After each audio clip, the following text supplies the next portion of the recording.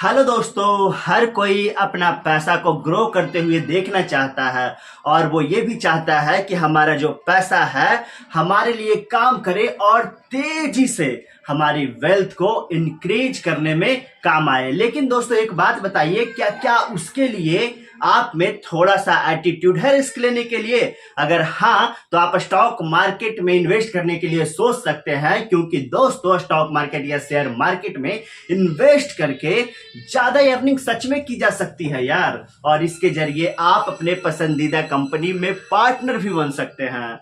इसमें इन्वेस्ट करना वैसे काफी आसान है, बस शुरुआत में बेसिक नॉलेज ले करके इसे कभी भी शुरू किया जा सकता है। दोस्तों स्टॉक इन्वेस्टमेंट के जरिए आप लीगली टैक्स फ्री प्रॉफिट ले सकते हो और साथ में अगर बात करें तो इस जर्नी में आप इंजॉय करते हुए अपनी वेल्थ को तेजी से बढ़ा भी सकते हैं। तो दोस्तों बताइए कि क्या आप इंटरेस्टेड हैं शेयर मार्केट या स्टॉक मार्केट के बारे में जानने में? अगर हाँ तो चलिए ना दोस्तों, देर किस बात की, आज स्टार्ट करते हैं इस वीडियो में और बताते हैं बेसिक कॉन्सेप्ट, वो लगभग 9-10 पॉइंट जिसमें आप इन्वेस्ट करने से बार बार चूक जाते हैं। क्योंकि दोस्तों ये आपको पता ही नहीं होता है और मार्केट को लेकर के जो डाउट होता है ना, वो आपको इन्वेस्ट करने से रोकती है और जब रोकती है तो फिर गड़बड़ हो जाती है। इसीलिए दोस्तों आज की इस वीडियो में 9-10 बिल्कुल बेसिक पॉइंट के जरिए इस डाउट्स को क्लियर कर लीजिएगा और फिर आराम से दोस्तों इन्वेस्टमेंट शुरू करने के बारे में सोच सकते हैं। तो आइए दोस्तों शुरू करते हैं। अब सबसे पहला सवाल है, शेयर और स्टॉक में क्या अंतर है? इसका जवाब है कि ये दोनों जो टर्म्स है ना इंटरचेंजेबल हैं, लेकिन स्टॉक्स एक ब्रॉडर टर्म है। शेयर के कंपैरिजन में स्टॉक ज्यादा जनरल टर्म है और शेयर की स्मॉल वैल्यू होती है जबकि स्टॉक्स की सिग्निफिकेंट वैल्यू होती है। दोस्तों शेयर एक कंपनी के स्टॉक के एक पोर्शन को रिप्रेजेंट करता है, यानी कि मेरे दोस्तों स्टॉक शेयर में डिवाइडेड होते हैं और स्टॉक्स जो होते हैं उनका हर शेयर कंपनी के ओनरशिप का एक पोर्शन होता है मेरे दोस्तों। जैसे कि एक कंपनी ए है जिसके 1 लाख शेयर्स हैं, ठीक, और एक पर्सन के पास उस कंपनी के 100 शेयर्स हैं। इसका मतलब यह हुआ दोस्तों कि उस पर्सन के पास कंपनी ए के टोटल स्टॉक्स का 0.1% स्टॉक्स पोर्शन है। सवाल नंबर 2 दोस्तों, व्हाट इज स्टॉक मार्केट और शेयर मार्केट? ये स्टॉक मार्केट शेयर मार्केट है क्या? तो दोस्तों ये वो जगह है जहां पर पब्लिक लिस्टेड कंपनीज के शेयर की ट्रेडिंग होती है। तीसरा जो सवाल है वो ये है कि स्टॉक एक्सचेंज होता क्या है? What is stock exchange? तो दोस्तों ये वो प्लेटफॉर्म है जहां पर शेयर्स पर इन्वेस्ट किया जाता है।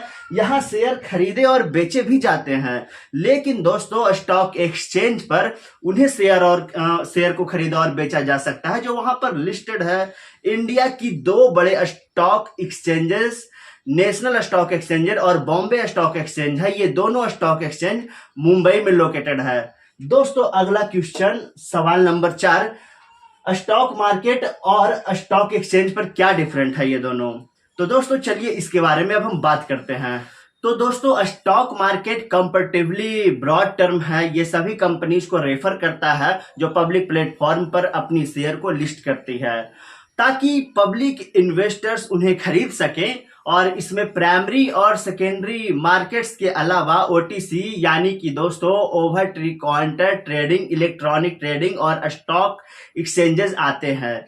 अगर कोई स्टॉक मार्केट में ट्रेड कर रहा है ना मेरे भाई, तो इसका मतलब ये होगा कि वो जो है स्टॉक एक्सचेंजेस पर शेयर खरीद रहा है या बेच रहा है और ये stock exchange overall stock market का एक पार्ट है।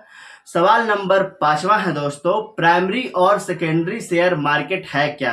दोस्तों प्राइमरी मार्केट में कंपनीज पहली बार आईपीओ के जरिए ऐसी न्यूज स्टॉक्स और कुछ ऐसे चीजों को सेल करती है जो इससे पहले किसी एक्सचेंज पर ट्रेड ना हुआ हो। इस मार्केट में कंपनी पहली बार सिक्योरिटीज इशूज करती है और इन्वेस्टर्स उन्हें खरीदते हैं।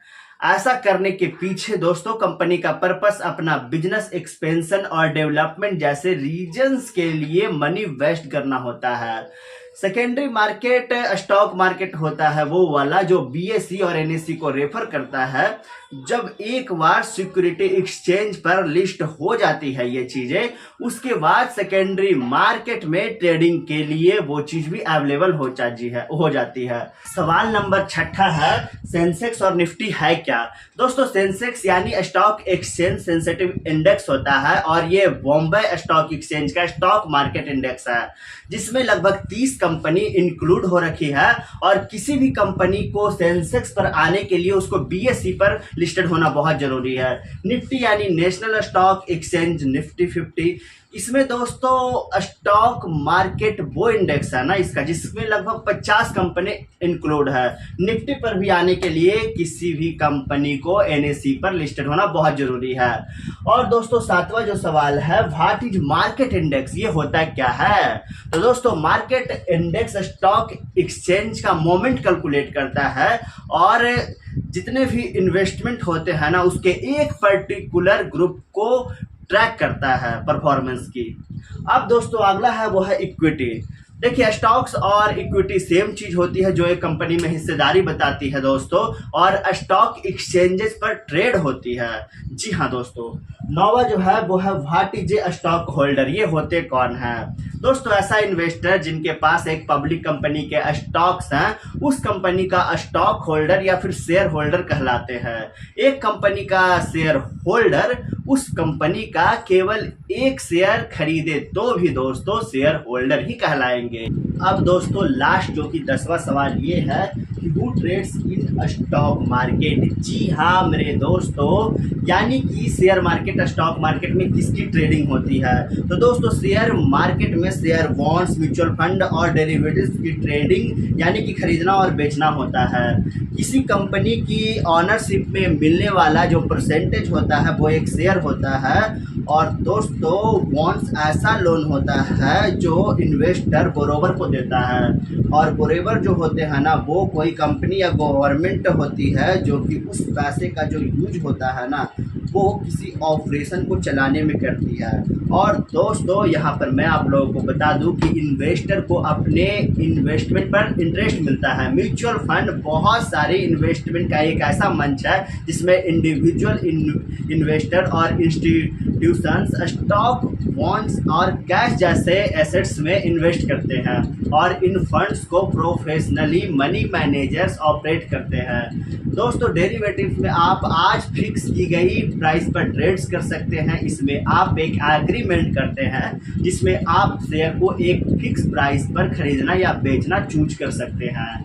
जी हाँ दोस्तों, फ्यूचर ऑप्शंस और इसके एग्जाम्पल्स हैं अगर देखा जाए तो। सवाल नंबर 10 जो कि मैंने दोस्तों आप लोगों को बताया, और मैं उम्मीद करता हूं कि आप लोगों को ये जो 10 सवाल हैं स्टॉक मार्केट में वो कहीं ना कहीं कुछ भी अगर डाउट्स होगा वो क्लियर किए होंगे। तो दोस्तों अगर आप लोगों को ये वीडियो पसंद आई हो तो हमारे इस वीडियो को लाइक करिएगा, चैनल को सब्सक्राइब करिएगा, और हम दोस्तों आप लोगों से मिलते हैं कोई अच्छी सी अपडेट के साथ मार्केट की अगली वीडियो में।